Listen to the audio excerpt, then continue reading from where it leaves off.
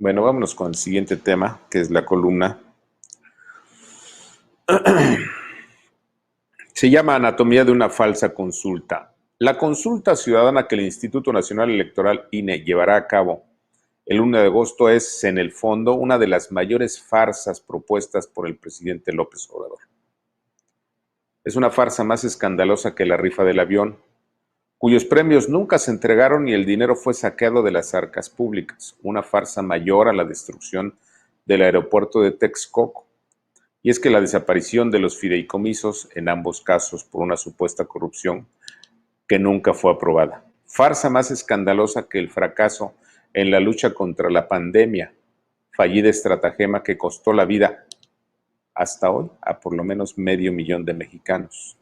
Incluso es un escándalo mayor a las más de 60,000 mentiras del presidente mexicano en los primeros 32 meses de su gestión.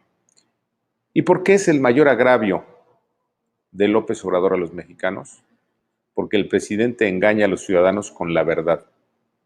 ¿Engaña con la verdad? En efecto, el mandatario utiliza el poderoso instrumento de la consulta directa a los ciudadanos, que por décadas fue un reclamo general y que nunca se ha utilizado a nivel federal, para engañar a los propios consultados, es decir, a los ciudadanos. ¿Y por qué los engaña? Porque legalmente la consulta no servirá para enjuiciar a ningún expresidente. En realidad se trata de un ardid engañabobos que busca sembrar en las conciencias colectivas la percepción de que López gobierna a partir de los deseos del pueblo, más allá de las leyes y de la Constitución. Pero también es cierto que López engaña solo a quienes se dejan engañar, aquellos que cierran los ojos a la realidad y al sentido común. Y es que la respuesta al inmoral engaño de Obrador aparece en la propia pregunta que formula la Suprema Corte para dicha consulta. Como muchos saben, los ciudadanos que acudirán a votar el domingo 1 de agosto próximo leerán el siguiente galimatías en la boleta. ¿Estás de acuerdo o no en que se lleve a cabo la acción pertinente, las acciones pertinentes con apego al marco constitucional y legal para emprender un proceso de esclarecimiento de las decisiones políticas tomadas en los años pasados por los actores políticos, encaminado a garantizar la justicia y los derechos de las posibles víctimas? ¿Entendieron el bodrio? Vamos a la anatomía de la pregunta. 1. ¿Cuáles son las acciones pertinentes a las que hace referencia la primera parte de la pregunta? ¿Dónde habla la Constitución de acciones pertinentes? ¿Es una acción pertinente la aplicación de la justicia? ¿Quiere decir lo anterior que la aplicación de la ley se debe llevar a cabo a partir de la consulta popular? 2. ¿Cuál es el apego al marco constitucional y legal al que se refiere la pregunta? Lo anterior es un soberano desatino, si no es que un monumento a la estupidez, ya que en México el marco legal y constitucional no supone aplicar la ley a partir de una consulta. 3. ¿Qué significa un proceso de esclarecimiento de las decisiones políticas? ¿Cuáles decisiones políticas?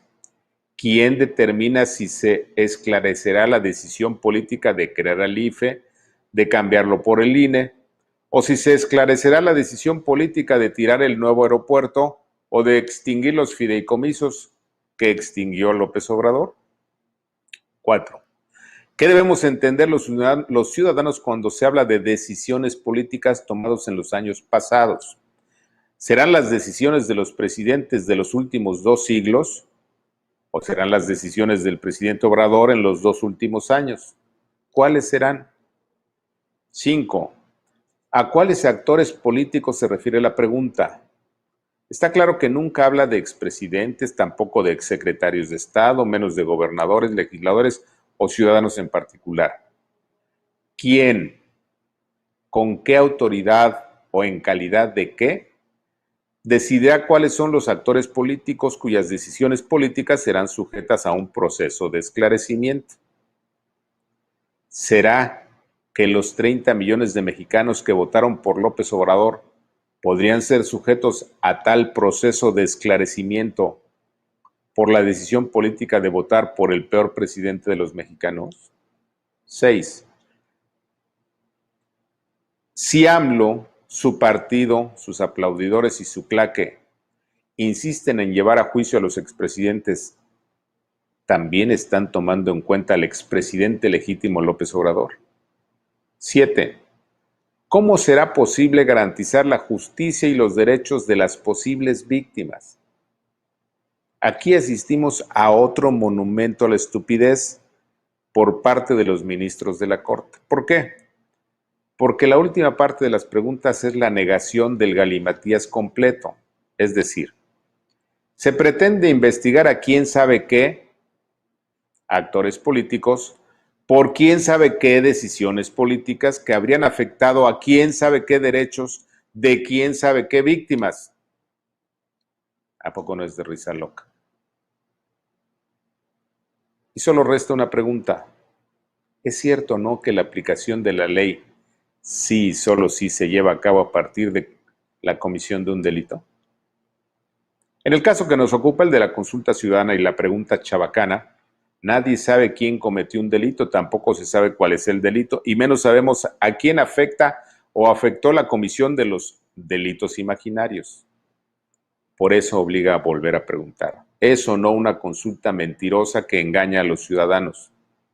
Pero también es cierto, como ya se dijo aquí en distintos momentos, que luego de la mentirosa consulta conoceremos de manera puntual el número de mexicanos idiotas que aún siguen a López Obrador al tiempo. ¿Qué le pareció? Vámonos a los comentarios. Jorge Canut, ya no van a dar nunca el resultado final del análisis del incidente del metro. Del incidente. Pues claro que no.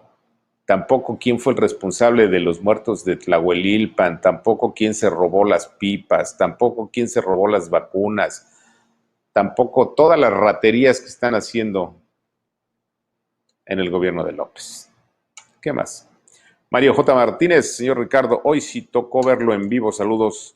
Mario, le mando un gran abrazo. Qué bueno que está con nosotros. ¿Quién más? Vicente Martínez, saludos, maestro alemán y al staff guachicolero. ¿Quién más? José Gómez, excelente inicio de semana, máster alemán, staff y comunidad bonita. Y es una comunidad muy bonita. Cheli Jiménez, excelente información, señor alemán.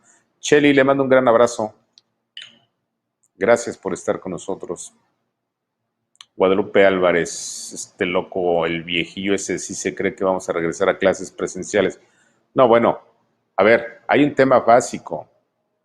A mí me vale madre si los niños se quedan 2 años sin escuela. Me importa que estén vivos. ¿Para qué los quiero muertos y muy preparados? ¿O no? Puro sentido común, chingao. José Rodríguez, ni madres, mis hijos no van a la escuela y punto. Eso es, José. Ese es un buen papá. No tan tarugadas, ¿no? El director de Milenio, el dueño de Milenio, haciendo un artículo a favor del regreso a clases. Bueno, habíase visto tal amebotismo. No tienen madre. José Rodríguez, gracias. Elizabeth Martínez, don Richard. Existe aún analistas que no quieren aceptar que vamos hacia una dictadura. Mire, Elizabeth, hace más de 3 años, en mayo de 2018, yo tuve la posibilidad de discutir con un grupo de colegas. No, estaban como perros rabiosos.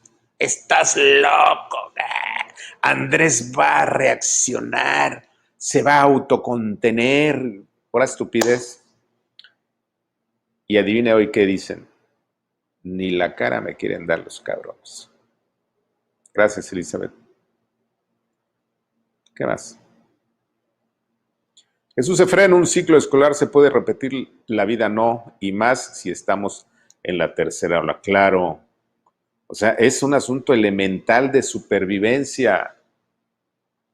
A ver, 1, 2 o 3 ciclos escolares probablemente causen un retraso muy importante en la preparación de un niño. Pero yo prefiero un niño con vida, ¿no? A un niño que aprenda a leer a los, ¿qué le gusta? ¿Al año? No sé, no, yo paso. Jesús, gracias. ¿Qué más?